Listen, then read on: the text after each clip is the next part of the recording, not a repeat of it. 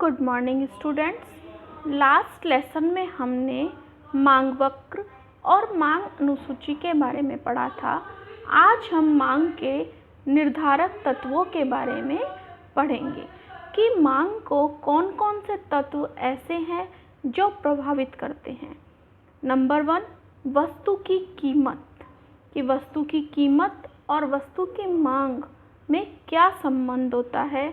उपभोक्ता की आय, संबंधित वस्तुओं, पूरक या स्थानापन्न वस्तुओं की कीमत। मीन्स उपभोक्ता की आय और कीमत के अतिरिक्त और क्या क्या है जो मांग को प्रभावित करते हैं। नंबर 4, उपभोक्ता की पसंद और रुचि। नंबर 5, भविष्य के बारे में उपभोक्ता की कीमत प्रत्याशाएं, कि एक उपभोक्ता भविष्य को लेकर क्या क्या प्रत्याशाएं रखता है, क्या क्या पूर्वानुमान लगाकर चलता है। वो मांग के जो भी निर्धारक तत्व हैं, इन्हें गणितीय रूप में व्यक्त करना क्या कहलाता है, मांग फलन। मांग फलन क्या है, dx equals to f px pr y t and e। यहाँ पर dx क्या है, मांग फलन, f फलन, px x वस्तु की कीमत, pr दूसरी वस्तु की कीमत या संबंधित वस्तु की कीमत, y उपभोक्ता की आय, t उपभोक्ता की पसंद और e उपभोक्ता की भविष्य के लिए प्रत्याशाएं। मीन्स जो भी ये मांग के निर्धारक तत्व हैं, इनको एक गणितीय रूप में व्यक्त करना क्या कहलाता है, मांग फलन। जो भी निर्धारक तत्व हैं उन्हें हम ऐसे गणितीय रूप में भी व्यक्त कर सकते हैं। नंबर 1, वस्तु की कीमत और वस्तु की मांगी जाने वाली मांग के बीच में संबंध। एक वस्तु की कीमत और वस्तु की मांग में क्या संबंध होता है। अन्य बातें स्थिर रहने पर, मीन्स उपभोक्ता की पसंद रुचि में कोई भी परिवर्तन नहीं होने पर, यदि वस्तु की कीमत में वृद्धि होती है तो मांग में क्या होगी, कमी होगी। और यदि वस्तु की कीमत में कमी होती है तो उस वस्तु की मांग में वृद्धि हो जाती है। अर्थात वस्तु की कीमत और मांगी जाने वाली मात्रा के बीच विपरीत संबंध होता है। अगर हमारी प्राइस इंक्रीज होगी तो जो हमारी मांग है वो डिक्रीज हो जाएगी, और अगर प्राइस डिक्रीज होगी तो मांग हमारी क्या हो जाएगी, इंक्रीज हो जाएगी। तो वस्तु की कीमत और मांग के बीच कैसा संबंध होता है, विपरीत संबंध होता है। नेक्स्ट, उपभोक्ता की आय। उपभोक्ता की आय और मांग में कैसा संबंध होता है, यह वस्तु की टाइप पर डिपेंड करता है। यदि वस्तु विलासिता की है या उपभोक्ता के दृष्टिकोण में अच्छी वस्तु है तो उपभोक्ता की आय और वस्तु की मांग के बीच में धनात्मक रिलेशन होता है। मीन्स उपभोक्ता की आय में वृद्धि होती है तो मांग में भी वृद्धि होती है, और यदि आय में कमी होती है तो मांग में भी कमी होती है। और हमारा आय वक्र क्या होता है, मांग वक्र क्या बन जाता है, धनात्मक बन जाता है। देखिए, यदि उपभोक्ता की आय में परिवर्तन, आय में वृद्धि हो रही है तो उसकी मांग में भी वृद्धि हो रही है, और यदि आय में कमी हो रही है तो मांग में भी कमी हो रही है। ये क्या है, पॉजिटिव रिलेशन। इसी के अपोजिट, यदि उपभोक्ता के दृष्टिकोण से कोई वस्तु घटिया किस्म की है या उपभोक्ता उस वस्तु को पसंद नहीं करता है तो उसकी मांग और उसकी आय में कैसा रिलेशन होगा, अपोजिट रिलेशन होगा। अर्थात उपभोक्ता की आय में वृद्धि होती है तो वस्तु की मांग में क्या हो जाएगी, कमी हो जाएगी। मीन्स वो अपने अकॉर्डिंग उस पर जो अपनी आय है उसको खर्च करता है। तो जो हमारा डिमांड वक्र है, जो डिमांड वक्र है वो भी क्या होगा, हमारा बाएं से दाएं होगा और इसमें कैसा रिलेशन होगा, नेगेटिव रिलेशन। नेक्स्ट है हमारा संबंधित वस्तुओं की कीमत, मीन्स जब हमारे आय और मांग के अतिरिक्त भी जो कीमत है और आय है उसके अतिरिक्त भी जो मांग को प्रभावित करते हैं वो क्या क्या हैं, स्थानापन्न वस्तुएं और पूरक वस्तुएं। अब स्थानापन्न वस्तुएं क्या होती हैं और पूरक वस्तुएं क्या होती हैं। स्थानापन्न वस्तुएं जब एक वस्तु के स्थान पर दूसरी वस्तु का प्रयोग किया जा सके, एक वस्तु की अनुपस्थिति में दूसरी वस्तु का प्रयोग संभव हो, तो उसे हम क्या कहते हैं, स्थानापन्न वस्तुएं। जैसे अभी हमारे घर पर स्कूटर नहीं है और मोटरसाइकिल है, तो हमारी स्कूटर की आवश्यकता को कौन पूरा कर देगा, मोटरसाइकिल।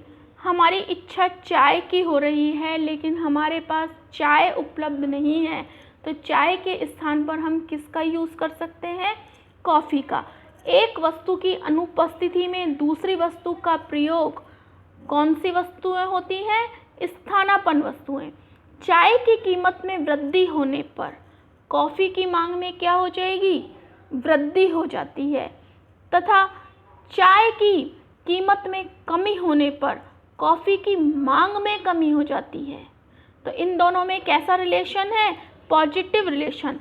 एक वस्तु की कीमत और एक वस्तु की मांग में कैसा रिलेशन है, पॉजिटिव रिलेशन। अतः स्थानापन्न वस्तुओं में मांग वक्र कैसा होता है, धनात्मक होता है। ठीक है, देखिए यहाँ पर हमने कॉफ़ी दिखाया है और यहाँ पर हमने चाय दिखाया है। अगर चाय की कीमत में वृद्धि होती है तो कॉफ़ी की मांग में वृद्धि हो जाती है, और अगर चाय की कीमत में कमी होती है तो कॉफ़ी की कीमत में भी कमी हो जाती है।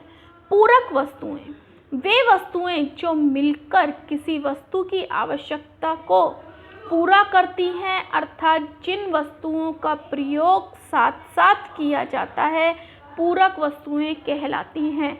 मीन्स एक वस्तु की अनुपस्थिति में दूसरी वस्तु का प्रयोग संभव नहीं होता। जैसे पेट्रोल के बिना कार का यूज़ नहीं हो सकता, रिफिल के बिना पेन का यूज़ नहीं हो सकता। मीन्स एक वस्तु की अनुपस्थिति में दूसरी वस्तु का प्रयोग संभव नहीं होता। वो कौन सी वस्तुएं कहलाती हैं, पूरक वस्तुएं। तो हमारा स्थानापन्न वस्तुएं और पूरक वस्तुओं दोनों में क्या डिफरेंस है, ये भी क्लियर हो जाना चाहिए। स्थानापन्न वस्तुएं अब एक वस्तु की अनुपस्थिति में दूसरी वस्तु का प्रयोग संभव हो, स्थानापन्न वस्तुएं कहलाती हैं, जैसे चाय और कॉफ़ी। और वे वस्तुएं जिनका प्रयोग एक की अनुपस्थिति में संभव ना हो, पूरक वस्तुएं कहलाती हैं, जैसे पेन और रिफिल। स्थानापन्न वस्तुओं में मांग वक्र धनात्मक होता है, जबकि पूरक वस्तुओं में मांग वक्र का ढाल कैसा होता है, ऋणात्मक होता है। यदि कार की कीमत में वृद्धि होती है तो पेट्रोल की मांग में क्या हो जाएगी, कमी हो जाएगी, क्योंकि जो कस्टमर है वो कार का कम से कम यूज़ करेगा।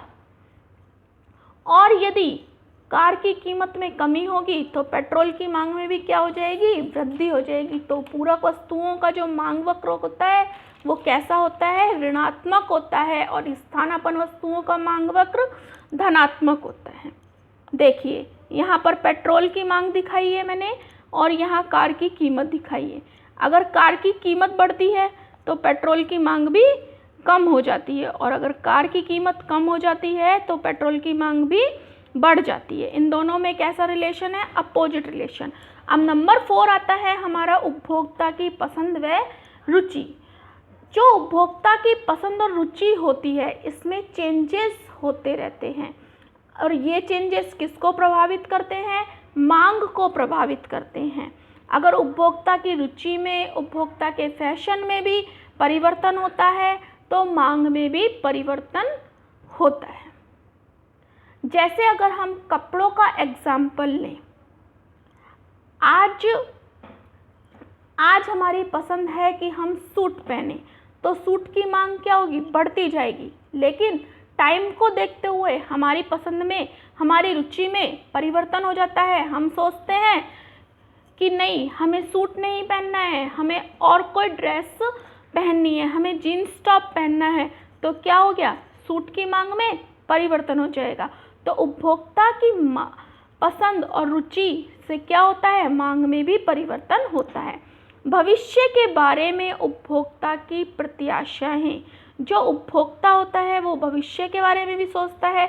अगर उपभोक्ता को ऐसा लगता है कि भविष्य में किसी वस्तु के स्टॉक में कमी होगी, तो वह वर्तमान में ही उस वस्तु की मांग को क्या कर देता है, बढ़ा देता है। और यदि उसको लगता है कि इस वस्तु की जो कीमत है वो कम होगी, तो क्या होता है, वह अभी उस वस्तु का प्रयोग कम कर देता है। जैसे हमें अभी गोल्ड खरीदने जाना है, हम मार्केट गए, हमें पता चला कि अभी ये जो गोल्ड की कीमत है ये अगले महीने कम हो जाएगी, तो जो हम उसकी मांग है उसको अभी क्या कर देते हैं, घटा देते हैं। हम सोचते हैं कि जब इसकी कीमत कम होगी तभी हम इसको और परचेस करेंगे।